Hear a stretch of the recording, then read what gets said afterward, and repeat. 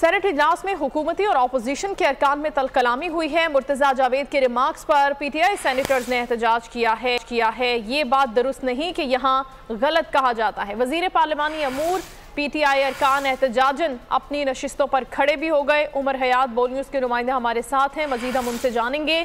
जी उमर, बताएगा आप।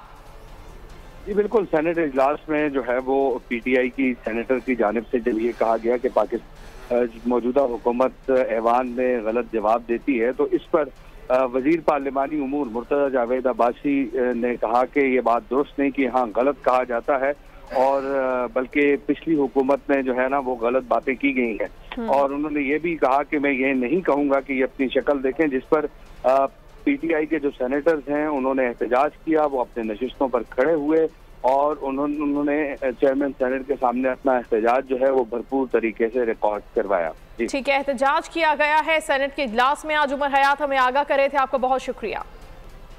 नए नैब कानून के बाद करप्शन केसेस खत्म होने का सिलसिला जारी है। एहतसाब अदालत में जाली अकाउंट्स केसेस के 14 करप्शन रेफरेंसेस को खत्म कर दिया गया। अब